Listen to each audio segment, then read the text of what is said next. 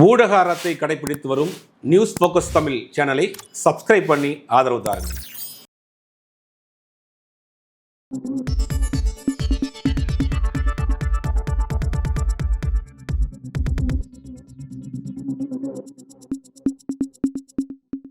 வணக்கம் சார். வணக்கம்.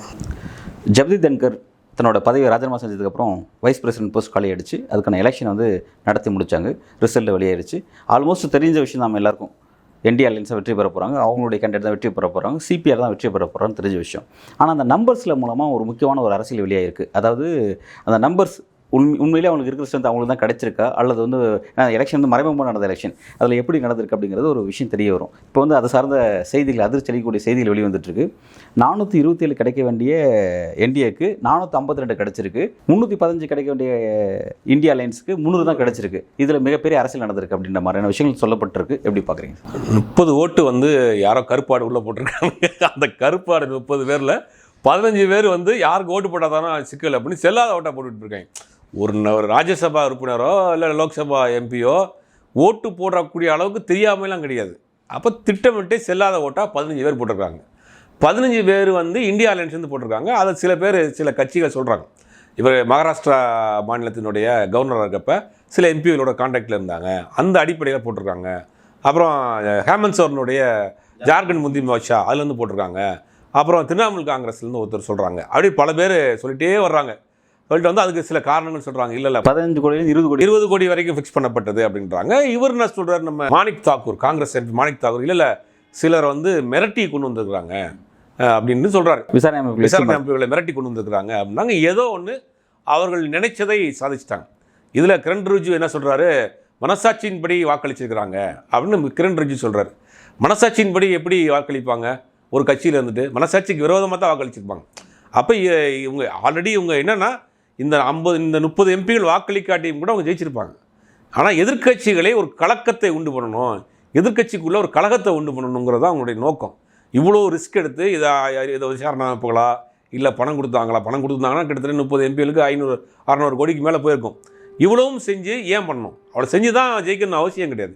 ஏன் செய்யணும்னா இந்தியா கூட்டணி வலிமை இல்லை, நாளைக்கு எந்த பிரச்சனையும் அவங்க ஒன்றும் சேர மாட்டாங்க அப்படின்னு காட்டுறதுக்காகவே பண்ணுறாங்க. அதில் 15 எம்பிகள் நம்ம நியாயமாக மனசாட்சியோடு அவங்க உங்களுக்கு வேணால் எனக்கு வேணாம் செல்லாத ஓட்டை போட்டுறேன் அப்படின்ட்டு போயிட்டாங்க. 15 பேர் தைரியமாகவே வாக்களிச்சிருக்காங்க. இது ஒரு மறைமுகமான தேர்தலாக இருக்கிறதுனால யாருன்னு அந்த கருப்பாடுகளை கண்டுபிடிக்க முடியாது. இதெல்லாம் அங்கே நடக்கக்கூடிய விஷயம். தமிழ்நாட்டுக்கு வாங்க, தமிழ்நாட்டுக்குள்ளே ஒரு பெரிய அதிர்வலையே ஓடிட்டு இருக்குது அப்படிங்கிறாங்க அரசியல் வட்டாரங்களில் உள்ளே வரக்கூடிய செய்தின்னா, தமிழ்நாட்டில் திமுக அலையன்ஸில் இன்னும் 40 பேரில் கிட்டத்தட்ட ஒரு 4 பேர் அதில் அந்த 4 கருப்பாடு இருக்குது அப்படிங்கிறாங்க. அதில் ஒருத்தர் கொங்கு பகுதியை சேர்ந்த ஒருத்தர், அவர் சமுதாய ரீதியாக அவர் நெருக்கமாக இருந்தனால அவர் போட்டார் அப்படின்னு அவர் சொல்கிறாங்க. அவர் இன்னொருத்தர் புதுசாக வந்த ஒருத்தர் நியமிக்கப்பட்ட ஒரு நடிகர், அவர் அவர் மேலேயும் ஒரு மேலேயும் ஒரு சந்தேகம் இருக்கு அப்படின்ற மாதிரி அவரையும் சொல்கிறாங்க. அப்புறம் இன்னொருத்தர் வாரிசு எம்பி ஒருத்தர், அவர் அந்த பக்கம் தான் இருக்கிறார் ரொம்ப வருஷமாக, அதனால தான் தெரிஞ்சு தான் இன்னொருத்தர் வெளியில் போய் இந்த கட்சியில் பிரச்சனை பண்ணிட்டு இருக்காரு, அவர் அங்கே தான் போட்டிருப்பாரு அப்படின்னு சொல்கிறாங்க. இதெல்லாம் கூட திமுக கூட்டணியில் இருக்கக்கூடிய கட்சிகள் இருக்கக்கூடிய ஆட்கள் போட்ட ஓட்டுன்னு வச்சா கூட இன்னொரு குண்டையும் போடுறாங்க. திமுக இருக்கக்கூடிய மிக மிக மூத்த எம்பி ஒருத்தர், சீனியர் எம்பி, அவர் அந்த பக்கம் தான் போட்டிருக்கிறாரு அப்படின்னு அவர் மேலே இந்த கூட்டத்தில் உட்காந்து யார் மூஞ்சி யார் பார்த்துக்குவாங்க யார் போட்டாங்கன்னு அந்த மாதிரியான ஒரு சந்தேகம் ஓடி இருக்கு. இது உண்மையிலேயே இந்தியா கூட்டணிக்குள்ள ஒரு பெரிய ஒரு சலசலப்பு ஒன்று பண்ணியிருக்கு. இப்போ இது என்னென்னா 2 பாயிண்ட் ஆஃப் வியூ நம்ம பார்க்கலாம். யாருக்கு போட்டா என்னப்பா, ஜெயிக்க போகிறது அவங்க தான், அது காசை வாங்கிட்டு போட்டுட்டு போகணும்னு அந்த மனநிலை ஒன்று. ரெண்டாவது, பாஜகவுக்கு நம்ம இணக்கமாக இருந்தால் இன்னொரு 4 வருஷம் அவங்க தான் ஆட்சி இருக்க போகிறாங்க, ஏதோ காரியத்தை சாதிச்சுக்கலாம், வழக்கில் இருக்குன்னா ஃபோன் பண்ணி அமைச்சர்கள்ட்ட சொல்லி தான் எங்களை ரிலீஸ் பண்ணி விடுங்கன்னு கேட்கலாம், எதுக்கு போட்டு முரண்டு பிடிக்கணும் அப்படிங்கிற மாதிரி. இதெல்லாம் இவங்க பாயிண்ட் ஆஃப் வியூவில். அவங்க பாயிண்ட் ஆஃப் வியூ என்னென்னா, நீங்கள் ஒன்றும் ஒற்றுமையாக இல்லை, பார்த்தீங்களா உங்களால் ஒரு 30 எம்பிகளை கூட கண்ட்ரோல் பண்ண முடியல அப்படின்னு அவங்கள பண்ணுற மாதிரி சொல்கிறாங்க. இது ஒரு பெரிய குழப்பத்தை உண்டு பண்ணியிருக்கு. இப்போ இதுக்கு பேசாமல் ஒய்எஸ்ஆர் காங்கிரஸ், நம்ம நவீன் பட்நாயக் பிஜு ஜனதா தள பார்ட்டி மாதிரி புறக்கணிச்சிட்டே போயிருக்கலாமே. அதாவது அது கூட வேறு மாதிரியான அரசியல். இது நீங்கள் உள்ளே செல்லாத வாக்கு போடுறதா இருக்கட்டும், அல்லது சேம் செட் கோல் போடுறதா இருக்கட்டும், இது என்ன மாதிரியான ஒரு போக்கு? இல்லை, இந்தியா அலையன்ஸ் என்ன பண்ணுறாங்கன்னா, இங்கே இந்த சுதர்சன ரெட்டியை நிப்பாட்டினதே அவங்களுடைய ஸ்ட்ரென்த்தை கட்டுறதுக்கு தான். நாங்கள் ஒற்றுமையாக இருக்கிறோம், எங்களுக்கு எத்தனை எம்பி இருக்குது பாருங்கள், அப்படி இருந்தாலும் 300 எம்பி இன்றைக்கி இருக்கிறாங்க. 300 எம்பி எதிர்த்து வாக்களித்திருக்காங்கன்னா இந்தியாவில் ஆல்மோஸ்ட் ஒரு 50% அவங்க ஆப்போசிட்டாக இருக்குது, அகேன்ஸ்டாக இருக்கிறாங்க. அந்த ஒற்றுமையை காமிக்கிறாங்க. அந்த ஒற்றுமையை 315 போயிடுச்சு வச்சுங்களேன், அவங்களுக்கு வந்து எதிர்ப்பு அதிகமாக இருக்குன்ற மாதிரி காமிச்சிருவாங்க. அதை வந்து எங்களுக்கு எதிர்ப்பு கிடையாது, அங்கே ஸ்டேபிளாக தான் இருக்கிறோம், நாங்கள் ரிலாக்ஸாக தான் இருக்கிறோம், எங்களுக்கு எந்த பிரச்சனையும் இல்லை அப்படிங்கிறத காட்டுறதுக்காகவே பண்ணுறாங்க. இப்போ நாளைக்கு ஏதாவது ஒரு முக்கியமான ஒரு சட்ட திருத்தம் கொண்டு வராங்க, அமெண்ட்மெண்ட்டை கொண்டுட்டுருங்க, சட்டமே கொண்டு வராங்கன்னா கூட இவங்களால பாஸ் பண்ண முடியாது. அப்போ பொதுமக்கள் மத்தியில் ஒரு விஷயத்தை கிரியேட் பண்ணுறாங்க. அந்த கூட்டணியே ஒற்றுமை கிடையாதுங்க. ராஜ்யசபா ஜனாதிபதி துணை ஜனாதிபதி தேர்தலே பார்த்தீங்களா மாற்றி போட்டாங்க, பல பேர் எங்களோட தான் இருக்கிறாங்கன்னா அந்த கூட்டணியை ஒரு கலகலத்து போக வைக்கக்கூடிய உள்ள கலகத்தை உண்டு பண்ணக்கூடிய வேலையை தான் இவ்வளோ ரிஸ்க் எடுத்து பண்ணியிருக்காங்க. ஈஸியாக ஜெயிச்சுட்டு போயிருக்கலாம், அவங்க இவ்வளோ ரிஸ்க் எடுக்க வேண்டிய அவசியமே கிடையாது, அவங்க ஃபுல் மெஜாரிட்டிக்கு ஜெயிச்சுட்டு போயிடலாம். இந்த கூட்டணியே வந்து போகிற போக்கில் சும்மா தானே இருக்க, அப்படி தலையை தட்டி விடுவோம் அப்படின்னு தலையை தட்டுற மாதிரி தான் தட்டி அந்த கூட்டணிக்குள்ளே ஒரு கழகத்தை உண்டு பண்ணியிருக்காங்க. இது குறித்து வலதுசாரிகள் வந்து சொன்ன விஷயங்கள் என்ன விட்டோன்னா வந்து அமித்ஷா அவர்கள், அதாவது பாஜகவுடைய தேர்தல் இயந்திரம் வந்து ஒரு வெல் எக்ஸ்பீரியன்ஸ்டு இயந்திரம் அவங்களோடது. பட் வந்து இப்போ விபி எலெக்ஷனில் வந்து எந்த அளவுக்கு டெடிகேஷன் ஒர்க் பண்ணியிருக்காங்க அப்படின்னா, ஏற்கனவே முன்னாடி இறங்கி, ஏன்னா நமக்கு நல்லா தெரியும் ராஜ்நாத் சிங் வந்து வெளிப்படையாக ஸ்டாலின் ஆதரவு கேட்டார். இப்போ எலெக்ஷன் அறிவிக்கிறது முன்னாடி ஆதரவு கேட்டார். ஸ்டாலின் அவர்களுக்கு சிபி ராதாகிருஷ்ணன் தான் நியமிக்க போகிறாங்க அப்படிங்கிறத அவங்க அஃபிஷியல் அனௌன்ஸ்மெண்ட் பண்ணுறதுக்கு முன்னாடி ஸ்டாலின் அவர்களுக்கு தகவல் தெரியும். இது வந்து பத்திரிகையில் எழுதப்பட்ட செய்தி, ஸ்டாலினுக்கு முன்னாடி தகவல் தெரியும். ஆனால் அப்படி இருந்த விஷயம் வெளிப்படையாக ஆதரவு கேட்டாங்க, எல்லார்ட்டையும் கேட்டாங்க. கேட்டு கூட இவ்வளோ பெரிய ஒரு விஷயத்தை நல்லா கிளியர் கட்டாக அந்த 30 எம்பிக்களை கரெக்டாக சாதுரியமாக கையாண்ட விஷயத்தில் வந்து அமித்ஷாக்கு தான் மிகப்பெரிய ரோல், கரெக்டாக ஹேண்டில் பண்ணி முடிச்சார் அப்படின்ற ஒரு கிரெடிட் அவருக்கு கொடுக்குறாங்க. ஏன் இந்த அளவுக்கு அமித்ஷா போனவர்கள் இந்த விஷயத்தை ஏன் இந்த அளவுக்கு டெடிகேட்டாக இறங்கி ஒர்க் பண்ணணும் அப்படின்ற ஒரு கேள்வி. இல்லை, நீங்கள் டெடிகேட்டாக ஒர்க் பண்ணணும்னா அவங்களுடைய ஸ்ட்ரென்த்தை காட்டுறது தான். நாங்கள் ஒற்றுமையாக இருக்கிறோம், எதிர்கட்சியில் ஒற்றுமை இல்லை, சிம்பிள் மேட்டர் அதுதான். ரெண்டாவது, நீங்கள் ஆர்கனைஸ் பண்ணுறாரு இப்போ சாணக்கியர் பெரிய அப்படிலாம் வந்து பவர் கையில் இருக்கிற வைக்கணும். நீங்கள் தமிழ்நாட்டில் ஒரு அரசியல் தலைவர் இருந்தார், அவர் வந்து தென் மாவட்டம் முழுவதும் அவருடைய கண்ட்ரோலில் தான் இருந்துச்சு. அவர் மீறி யார் எம்எல்ஏ எம்பி கிடையாது, அந்த பக்கமே போக முடியாது. அன்றைக்கி அவருக்கு பவர் போச்சு, இன்றைக்கி அவர் இருக்கிற இடம் தெரியாது. அப்போ பவர் இருக்கிறப்ப நீங்கள் என்ன வேணாலும் பண்ணலாம். பவர் இல்லாமல் நீங்கள் வந்து போராடுறீங்க பார்த்தீங்கன்னா, அதான் தலைமை. ராகுல் காந்தி இன்றைக்கி போராடிக்கிட்டு இருக்கிறாரு, இப்போ அரசாங்கத்தை எடுத்து நீதிமன்றத்துக்கு போகிறாரு, மக்களை நோக்கி போகிறாரு, பெரிய போராட்டம் பண்ணுறாரு, ஆர்ப்பாட்டம் பண்ணுறாரு, மக்கள் எழுச்சியாக தன்னிச்சையாக சேர்றாங்க அப்படிங்கிறது தான் வந்து பவர்.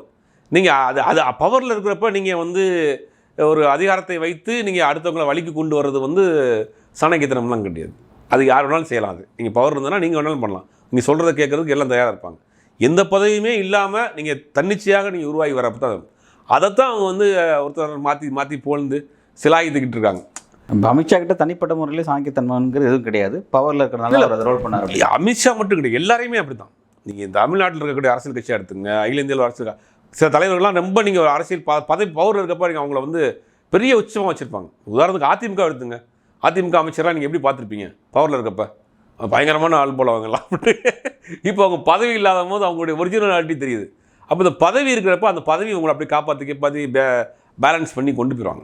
அமித்ஷா வந்து குறைத்து மதிப்பிடலை, அவர் ஒரு கட்சி இன்றைக்கி பெரிய அளவில் கொண்டு போகிறாரு, பல மாநிலங்களில் அவர் அந்த பவரை சரியாக பயன்படுத்தியிருக்காருங்கிறத அப்படி தான் சொல்கிறாங்க. ஓகே, அந்த பவரை சரியாக பயன்படுத்திட்டு ஒவ்வொரு மாநிலத்தையும் அவர் வந்து இம்ப்ளிமெண்ட் பண்ணிகிட்டே இருக்கார். எந்தெந்த வழியில் இருந்தது எங்கே போகிற தமிழ்நாட்டிலாம் அவங்களுக்கு பேஸே கிடையாது. நீங்கள் கிட்டத்தட்ட ஒரு 11 வருஷமாக போராடிட்டு இருக்காங்க. அப்போ இங்கே என்னென்ன பண்ணணுமோ ரிஸ்க் எடுக்கிறாங்க, பல முறை வந்து போகிறார். அப்போ ஒரு ஜெயிக்கக்கூடிய எதிர்கட்சியாகவும் இல்லை, ஒரு 4 எம்எல்ஏ தான் இருக்கிறாங்க, இருந்தாலும் ஸ்பெஷலாக அதுக்காக வந்து கேர் எடுத்து அங்கே வர்றது, பிரதமர் வர்றது. அப்போ இங்கே வந்து பேஸ் போடணும்னு முயற்சி பண்ணுறாங்க. இந்த முயற்சி எல்லா மாநிலங்களும் போட்டு சக்ஸஸ் ஆகிட்டே போகிறாங்க. அப்போ அதுக்கு வந்து அவங்களுக்கு அந்த அதிகாரமும் சேர்ந்து கூட ஒர்க் பண்ணுறப்போ அவங்களுக்கு அது வந்து ஒரு பெரிய சக்ஸஸாக காட்டப்படுது. Right sir. வந்து இப்போ இந்தியா அலையன்ஸ் வந்து சமீப நாட்களில் அவங்களுக்கான ஒரு ஒற்றுமை இருக்க மாட்டேங்குது, இல்லை கலகலத்து போயிருக்கு அப்படின்ற மாதிரி சொல்லப்பட்டுச்சு. திரிணாமுல் காங்கிரஸ் உள்ள இல்லை, ஆம் ஆத்மி வெளிப்படையாக நாங்கள் வெளியே போகிறோன்னு சொல்லிட்டாங்க. அந்த மாதிரி பார்த்தீங்கன்னா கோயிலேஷன் பார்ட்னர்ஸ் வந்து ஒரு ஒற்றுமை இல்லாமல் இருந்தது நம்மளை பார்க்க முடிஞ்சுது. இப்போ இந்த ஓட் திஃப்டாக இருக்கட்டும், இல்லை இந்த எஸ்ஆர் ஆக்டிவிட்டியாக இருக்கட்டும், இது சார்ந்து இப்போ ரீசெண்டாக நடந்த பார்லிமெண்ட்டுடைய மழைக்கால கூட்டத்தொடராக இருக்கட்டும், இப்போ இந்த விஷயத்தில் வந்து பார்த்தீங்கன்னா இந்தியா அலையன்ஸுக்கு ஒரு பெரிய ஒற்றுமை கிடச்சிச்சு. பழையபடி அந்த அவங்க ஃபார்முக்கு வந்துட்டாங்கப்பா அப்படின்னு சொல்லப்பட்ட விஷயம் இருந்துச்சு. இப்போ அப்படி போயிட்டு இருக்கிற திடீர்னு இப்படி ஒரு விபி எலெக்ஷன் மூலமாக இந்த உள்ள இருக்க அந்த ரியாலிட்டி வெளியே தெரியாது. இதில் பெரிய ப்ளஸ் என்னென்னா, உங்களுக்கு வந்து மறைமுகமாக இருக்கக்கூடிய தேர்தல். அப்போ நீங்கள் இண்டிவிஜுவலாக ஒரு பார்ட்டியை அப்ரோச் பண்ண தேவையில்லை, தனிநபர் அப்ரோச் பண்ணாலே. அப்போ அது ஈஸியில் உங்களுக்கு. இப்போ நீங்கள் எஸ்ஐஆர் கொண்டு வரப்போ இன்றைக்கி பார்லிமெண்ட்டில் ஒரு பெரிய ராலி நடத்துகிறாங்க, கிட்டத்தட்ட ஒரு 300 எம்பிகளுக்கு மேலே போகிறாங்க, எல்லா கட்சியிலும் வந்துருது. அப்புறம் ராகுல் காந்தி பீகாரில் வந்து ஒரு பெரிய ராலி போகிறாரு, அதுக்கு வந்து எல்லா கட்சியோட ரெப்ரஸன்டேட்டிவ் அனுப்புகிறாங்க, சில தலைவர்களே நேரம் வர்றாங்க, மம்தா பானர்ஜி இந்த யூசுப் பத்தான் அமுச்சு விட்றாங்க, இந்த மாதிரி எல்லா கட்சியிலும் வர்றாங்க. அப்போ அந்த விஷயத்தில் அவங்க ஒற்றுமையாக இருக்காங்க, ஏன்னா தனக்கும் சேர்ந்து பாதிப்பு. அந்த பார்ட்டி வைஸ் பார்க்குறப்போ அவங்க ஆர்கனைஸ்டாக இருக்கிறாங்க, ஆனால் இண்டிவிஜுவலாக பார்க்குறப்ப ஈஸியாக வாங்கிடலாம். அதுதான் சிக்கல். இப்போ இண்டிவிஜுவலாக தான் அவங்களை பிடிச்சிருக்காங்க. 30 பேரும் அந்த 30 கருப்பு ஆடுகளும் இண்டிவிஜுவலாக பிடிச்ச ஆடு தான். அதில் 15 ஆடு காசை வாங்கிட்டு மனசாட்சி இல்லாமல் வந்து செல்லாத அங்கே எனக்கு வந்து மனசாட்சி உறுத்துது அதுக்கு போட முடியாது, அதுக்கு செல்லாத ஓட்டா போட்டுறேன், 5 பத்தை குறைச்சி கூட கொடுங்க அப்படின்னு வாங்கி போட்டிருக்காங்க. அப்படிதான் பார்க்கணும், 5 பத்தை குறைச்சி கொடுங்க, நான் செல்லாத ஓட்டா போட்டு போயிடுறேன் அப்படின்னு அந்த மாதிரி போட்டிருக்காங்க. சில பேர் உணர்வு ரீதியாக தன்னுடைய கம்யூனிட்டி இல்லை தான் சார்ந்த நண்பர்களாக இருந்திருக்கலாம், அந்த மாதிரியான விஷயத்தில் போட்டிருக்காங்க. சில பேர் விசாரணை அமைப்புகளுக்கு பயந்து போய் ஓட்டு போட்டிருக்கலாம். அப்படி தான் பார்க்க வேண்டியிருக்கு. ஆனால் வந்து இப்போ காங்கிரஸ் போன்ற கட்சிகள்லாம் வந்து காங்கிரஸ் சரி பாஜகவும் சரி ரொம்ப டெடிகேஷனாக இருந்தாங்க. அதாவது கடல் கடந்து அந்த பக்கம் இருக்கக்கூடிய எம்பிகள் எல்லாத்தையும் வெளியே வர வச்சாங்க.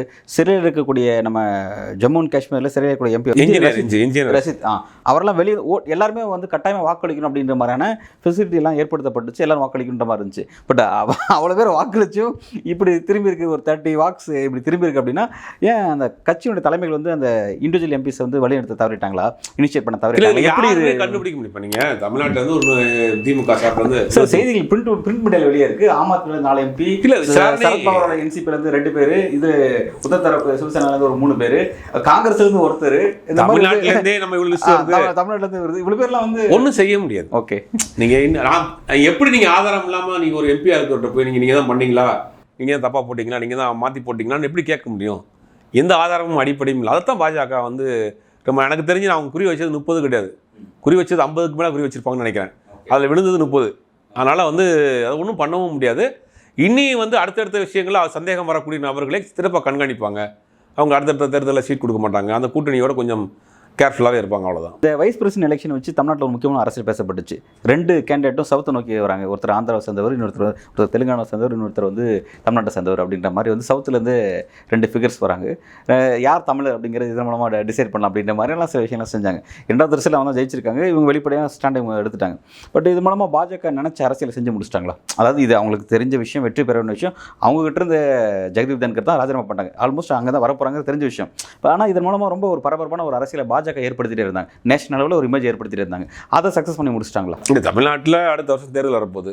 அப்போ அவங்க பிரச்சாரத்துக்கு இந்த ஒரு கோஷத்தை பயன்படுத்துவாங்க. ஒரு தமிழருக்கு எதிராக வாக்களித்தவங்க திமுக இருக்கக்கூடிய கூட்டணி கட்சிகள் தமிழரை நாங்கள் பச்சை தமிழரை, வேட்டி கட்டிய தமிழரை இன்னைக்கு நாடாளுமன்றத்தில் கொண்டு போய் உட்கார வச்சிருக்கோம், அதுக்கு எதிர்த்து வாக்களித்தவங்க தமிழ்நாட்டில் தமிழை பற்றி பேசலாமா அப்படின்னு மாதிரி அவங்க இது பண்ணாங்க. ஆனால் தமிழ்நாட்டை பொறுத்த வரைக்கும் அது பெருசாக தாக்கம் இல்லை. ஏன்னா அவங்க எதுக்காக பண்ணுறாங்கன்னு தெரியும். இப்போ சிபி ராதாகிருஷ்ணன் போய் தமிழ்நாட்டுக்கு என்ன செஞ்சிட போகிறாரு? எய்ம்ஸை கொண்டு வந்துருவாரா? தமிழ்நாட்டுக்கு ஃபண்டு வாங்கி கொடுத்துருவாரா? GST release பண்ணிடுவாரா? ஏதாவது சொன்னாவது அங்கே நம்ம ரைட்டு ஓகே அவர் போய் தமிழ்நாட்டுக்கு ஏதாவது செஞ்சுருக்காருன்னு பார்ப்போம். இது வரைக்கும் போனவங்க என்ன பண்ணியிருக்காங்க? ஒன்றும் பண்ணல. இவர் போய் என்ன பண்ண போகிறார்? இவர் ஒன்றும் பண்ணல. இப்போ தமிழ்நாட்டு மக்கள் பிரச்சனைகளின் அடிப்படையில், செயல்பாடுகளின் அடிப்படையில் தான் மக்கள் வந்து தீர்மானிப்பாங்க. இப்போ பாஜக ஆர்எஸ்எஸ்னுடைய விசுவாசியா, பாஜகனுடைய உறுப்பினராக தான் அங்கே போயிருக்காரு. பாஜக சொல்கிறத கேட்டு தான் பண்ண போகிறார். தமிழ்நாட்டுக்கு ஒரு பிரச்சனைனா ஒரு குரல் கொடுத்துருவாரா? தமிழ்நாட்டு எம்பிகளே நாளைக்கு ஒரு தீர்மானம் வருது, நாடாளுமன்றத்தில் ஒரு விவாதம் வருது, குறிப்பாக கீழடி சம்பந்தமான ஒரு விவாதம் வருது, இவர் யார் பக்கம் நிற்பார்? இவர் பாஜக பக்கம் தான் நிற்பார். தமிழ்நாட்டு எம்பியில் கொஞ்சம் அதிகமாக பேசுறதுக்கு டைம் கேட்டால் கொடுத்துருவாரா? இவரால் தமிழ்நாட்டுக்கு எந்த பிரயோஜனமும் கிடையாது அப்படிங்கிறது தமிழ்நாட்டு மக்களுக்கு தெரியும். நடுநிலையானவராக தான் காட்டிக்கு வரும் போகிற அந்த இடத்துல நடுநிலையானவர் சபாநாயகர்னு சொன்னால் கூட பாஜக ஆர்எஸ்எஸ்னுடைய தீவிர உறுப்பினர், தீவிர விசுவாசி தான். அவங்க சொல்கிறத கேட்டு தான் நடப்பார் வழியா. நாளைக்கு உதாரணத்துக்கு வச்சு தமிழ்நாட்டில் இருமொழி கொள்கை சம்பந்தமான ஒரு டிஸ்கஷன் வருது ராஜ்யசபாவில். அப்போ தமிழ்நாட்டை சேர்ந்த எம்பியெல்லாம் எங்களுக்கு அதிகமான டைம் வேணும்னு கேட்குறாங்க, கொடுத்துருவாரா அவர்? பாஜக சொல்கிறத கேட்பாரா? தமிழ்நாட்டு எம்பியில் சொல்கிறத கேட்பாரா? பாஜக சொல்கிறதா கேட்பாரு. அப்போ இவரால் தமிழ்நாட்டுக்கு எந்த பிரயோஜனமும் கிடையாது. அப்படிங்கும்போது தமிழ்நாட்டு மக்கள் யாரை போட்டால் எங்களுக்கு என்ன அப்படிங்கிற மனநிலைக்கு தான் இருப்பாங்க. இந்த அரசியல் பெருசாக இங்கே ஈடுபட்டாங்க. ரொம்ப முக்கியமான விஷயம் வந்து இப்போனா இந்த எலெக்ஷன் யாருக்காக நடந்துச்சுன்னா வந்து முன்னாள் விபி ஜெகதீப் தன்கர் தன்னோட பதவி ராஜினாமா பண்ணதுனால தான் எலெக்ஷன் நடந்துச்சு. ஏன் பண்ணாருன்னு தெரியல. ஏன் பண்ணாருன்னு தெரியல. கிட்டத்தட்ட வந்து ஒரு 35 நாள் கிட்ட தலைமறைவாக இருந்தார். இன்றைக்கு சிபி ராதாகிருஷ்ணனுடைய பதவியேற்பு விஷயத்தில் வந்து பங்கெடுத்திருக்காரு அப்படிங்கிறத பார்க்க முடிஞ்சது. எப்படி பார்க்குறீங்க? இல்லை, அவர் ஏன் முதல்ல ராஜினாமா பண்ணாருன்னு விளக்கம் சொல்லல. ராஜினாமா பண்ணிட்டு கொஞ்ச நாள் கழிச்சு பார்த்தீங்கன்னா அவர் ராஜஸ்தானில் எம்எல்ஏ இருந்திருக்கார் போல. அந்த பென்ஷன் படத்தை கேட்டு எம்எல்ஏ பென்ஷன் வேணும் அப்ளை பண்ணியிருக்காரு. அப்போ அவர் ஏதோ அவருக்கு ஒரு நெருக்கடி. ஒரே நாளில் அன்றைக்கி என்ன சொல்கிறார், ஜெயராம் ரமேஷ்லாம் சொல்கிறாருன்னா, நான் மதியானம் காலையில் பார்த்துக்க பார்லிமெண்ட்டில், சாயங்காலம் பார்த்தா ரிசைன் பண்ணிட்டாரு. எதுக்கு ரிசைன் பண்ணான்னு தெரியல. உடனெல்லாம் அன்றைக்கி சரியில்லாமலாம் இல்லைனா ஆக்டிவாக தான் இருந்தாருன்னாங்க. அதுக்கப்புறம் எங்கே இருக்காருன்னே தெரில. பல எம்பிகள் எங்கே இருக்காருன்னு நாடாளுமன்றத்திலே அவரை பற்றி விசாரிக்க ஆரம்பித்தாங்க. அந்த மாதிரி அவருக்கு ஏதோ ஒரு அழுத்தம் கொடுக்கப்பட்டு அவர் ராஜினாமா பண்ண வைக்கப்பட்டது தான். அதான் நமக்கு தெரியுது. அப்போ வேறு வழி இல்லாமல் பிரச்சனை ஆயிடுச்சு. வேறு ஒருத்தர் தேர்ந்தெடுத்துட்டாங்க. பிரச்சனை சால்வ் ஆனதுக்கு பிறகு மெதுவாக வெளியில் அப்படியே உள்ளேருந்து கூட்டு வந்திருக்காங்க. அவ்வளோதான் பார்க்கணும், வேற என்ன இருக்குல்ல. இடையில ராகுல் காந்தி கூட ஒரு விஷயத்தை கிளப்பியிருந்தார். அவர் இப்போ இந்த விஷயத்தை பேசும்போது, இந்த ஓட்டு துட்டு பற்றி பேசும்போது கூட ஜெகதீப் தன்கருக்கு என்ன ஆச்சுன்னு எனக்கு தெரியும், அவர் வந்து ஹவுஸ் அரெஸ்ட் செய்யப்பட்டு வச்சிருக்கிறாரு அப்படிங்கிறத சொன்னார். அவர் அது பற்றிய செய்தி நான் வெளியிடுன்னு சொல்லியிருந்தார். பட் இன்றைக்கி வந்து அந்த மாதிரியான ஒரு சர்ச்சைக்கு முற்றுப்புள்ளி வைக்கும் விதமாக வந்து அவர் வெளியே காமிச்சிட்டாங்க. இப்போ அது மூலமாக அந்த சர்ச்சை முடிவு கொண்டு வந்துச்சு அப்படின்னு பார்க்கலாம். ஹவுஸ் அரெஸ்ட் ரிலீஸ் பண்ணிட்டாங்க, அவ்வளோதான். எலெக்ஷன் முடிவு வரைக்கும் ஹவுஸ் அரெஸ்ட்ல வச்சிருந்தாங்க, எலெக்ஷன் முடிஞ்சு ஹவுஸ் அரெஸ்ட்ல ரிலீஸ் பண்ணிட்டாங்க. திருமாவளவன் கூட இங்கே பேசியிருந்தார். இன்னைக்கு என்ன ஆச்சுன்னு தெரியல, அவரே அங்கே ஹவுஸ் அரெஸ்ட்ல வச்சிருக்காங்களோ அப்படின்ற சந்தேகம் இருக்குன்னு அவரே ஓப்பனாக தமிழ்நாட்டிலையும் பேசியிருந்தாங்க. இப்போ ஹவுஸ் அரெஸ்ட்ல வச்சிருந்துருப்பாங்க. இப்போ எலெக்ஷன் முடிஞ்சு ரிலீஸ் பண்ணி கொண்டு வந்து நாங்கள் இந்த பார்த்தீங்களா இருக்கார் பார்த்தீங்களா, பிரச்சனைலாம் முடிஞ்சு போங்க அப்படின்னு அவர் அனுப்பிச்சு விட்டாங்க. அவ்வளோதான். இல்லை, ஏன் இப்போ அவர் இதனால் ஒரு வெளியே வந்தால் கூட இதில் என்ன குழப்பத்தை இல்லை, அவர் ஏதோ பேசிடுவாரோ, அவர் ஏதாவது அவருடைய மன வருத்தத்தை பேசிடுவாரோ, மனக்குமுறலை பேசிடுவாரோ, தேர்தல் இந்த மாதிரி இன்னொரு தேர்தல் இந்த விபி எலெக்ஷன் நடக்கிறதுக்கு முன்னாடி அவர் ஏதாவது ஒரு விட்டோன்னா அது ஒரு பெரிய கான்ட்ரவர்சி ஆகும் இல்லையா. ஓகே, அதனால் அவரை கொஞ்சம் கண்காணித்து அவர் கட்டுப்பாட்டில் வச்சுருந்துருப்பாங்க. இப்போ தேர்தல் முடிஞ்சு பதவியாத பிறகு ரைட் ஓகே முடிஞ்சிருச்சு விட்டுருப்பாங்க, அவ்வளோதான். ஓகே சார், இந்த ஓவரால் இந்த விபி எலெக்ஷன் மூலமாக நம்ம பார்க்குறது என்னன்னா, அந்த எண்ட் ஆஃப் த ரிசல்ட்டை பார்க்கும்பொழுது ஒரு 30 எம்பிக்கள் வந்து விலை போயிருக்காங்க, அல்லது மிரட்டப்பட்டிருக்காங்க, குதிரை பேரமோ இல்லை ஏதோ ஒரு எதிராக திரும்பியிருக்காங்கிறது புரிஞ்சுக்க முடியுது. இப்போ இது மூலமாக என்னன்னா, மோடி 240 வந்தாலும் அவரால் வந்து எல்லாத்தையும் கண்ட்ரோல் பண்ண முடியுது. இன்னும் அவர் அந்த பழைய ஸ்ட்ரென்த்தோடு தான் பயணிச்சிட்டு இருக்காரு, மெஜாரிட்டி இருக்கிற மாதிரியோட தான் பயணிச்சிட்டு இருக்காரு அப்படிங்கிற மாதிரி தான் தோட்டம் புரியுதா? நான் அப்படி தான் எடுத்துக்கணும். அது இல்லை, அப்படி நம்ம எடுத்துக்கிற முடியாது. தோற்றத்தை உருவாக்குறதுக்கு முயற்சி பண்ணுறாங்க. நாங்கள் ஸ்ட்ரென்த்தியாக இருக்கிறோம், நாங்கள் வந்து இன்னும் நாங்கள் வந்து சோர்ந்து போகல, நாங்கள் வந்து கம்மியானாலும் கூட 240க்குள்ளே நாங்கள் எங்களை சுருங்கிட்டா கூட நாங்கள் இன்னும் வந்து ஸ்ட்ராங்காக தான் இருக்கிறோம் அப்படின்னு காட்டுறதுக்காக தான் இவ்வளோ மெனக்கெடுதல். நீங்கள் உங்கள்கிட்ட ஒற்றுமை கிடையாது, ரெண்டையும் நம்ம பார்க்கணும். நாங்கள் ஸ்ட்ராங்காக இருக்கிறோம், நீங்கள் பலகீனமாக இருக்கீங்க, ரெண்டையும் காட்டுறது தான் இந்த தேர்தலே. தேர்தலில் இவ்வளோ பேரை 30 பேரை வந்து 15 பேரை செல்லாமல் போட வச்சு, 15 பேரை தனக்கு ஆதரவாக போட வச்சு, ஒரு வெயிட்டை காமிச்சு, ஒரு ஸ்ட்ரென்த்தை காமிச்சு, நீங்கள் பலகீனமாக இருக்கீங்க, ஒற்றுமையாக இல்லைங்கிறத காமிச்சு ஒரு நரேஷனை செட் பண்ணுறதுக்காக தான் இவ்வளோ ரிஸ்க் எடுத்து இவ்வளோ பண்ணியிருக்காங்க. ஆனால் உண்மையை சொல்ல போனால் அவங்க பலகீனமாக தான் இருக்காங்க. உள்ள பார்த்தீங்கன்னா ஆர்எஸ்எஸ் பாஜக பிரச்சனை உச்சத்தில் போய்கிட்டு இருக்கு அப்படிங்கிறாங்க. எந்த நேரத்தில் என்ன நடக்கும், அவர் மாற்றப்படுறது கூட வாய்ப்பு இருக்குங்கிற மாதிரி தொடர்ந்து செய்திகள் வருது. கன்க்ளூஷன் வந்துருச்சுன்ற மாதிரி இல்லை, வரலன்றாங்க. பகவத் பேசினார். இப்போ அந்த 75 ஆனால் ஓய்வு பெறணும் அப்படிங்கிறத பொதுவாக தான் சொன்னேன், யாரையும் குறிப்பிட்டு சொல்லன்னு சொல்லி விவாதமான பிறகு அப்படித்தானே சொல்லுவாங்க. விவாதமான பிறகு அப்படித்தான் சொல்லுவாங்க. இப்போ இவரே என்னன்னா முழுக்க ஆர்எஸ்எஸ்னுடைய டிக் பண்ண கேண்டிடேட் தான் அது சிபிஆர் அப்படிங்கிறாங்க. அப்போ ஆர்எஸ்எஸ் கை ஓங்கி இருக்கு, ஆர்எஸ்எஸ் தான் அடுத்த முடிவுகளை எடுக்க போகுது அப்படிங்கிற மாதிரி தர்றாங்க. அந்த பிரச்சனையெல்லாம் அவங்க மூடி வச்சுருக்காங்க, மூடி அமுக்கி வச்சுருக்காங்கன்னு வச்சுங்களேன். அப்போ அதை வந்து சரி கட்டுறது வேலை தான் இந்த 240 வந்து எக்ஸ்ட்ரா காட்டு. நாங்கள் 240 இருந்தால் கூட நாங்கள் வந்து மெஜாரிட்டியோடு இருக்கிறோம், ஃபுல் ஸ்ட்ரென்த்தோடு இருக்கிறோம் காட்டுறதுக்காக தான் இந்த தேர்தலில் ஈஸியாக அவங்க இவ்வளோ ரிஸ்க்கே எடுக்காமல் ஜெயிக்க வேண்டிய தேர்தலில் இவ்வளோ ரிஸ்க் எடுத்துருக்காங்கன்னா தன்னுடைய ஸ்ட்ரென்த்தை காட்டுறதுக்கு தான். வளமாக இருக்கிறவங்க பலத்தை காட்ட வேண்டிய அவசியம் இல்லையே. பலமாக நான் இருக்கிறேன்னா எதுக்கு சொல்லணும், பலமாக இருக்குன்னு சொல்லுவாங்களா? காட்ட வேண்டிய அவசியம் இல்லையே. பலகீனமாக இருக்கிறவங்க தான் பலமாக இருக்கிற மாதிரி காட்ட முடியும். இப்போ அதைத்தான் இவங்க செஞ்சுருக்காங்க. இப்போ அப்படி தான் புரிஞ்சுக்க வேண்டியது. அடுத்த கட்ட இந்த அரசியல் எதை நோக்கிங்கிறத பொறுத்து வந்து பார்க்கலாம் சார். நன்றி.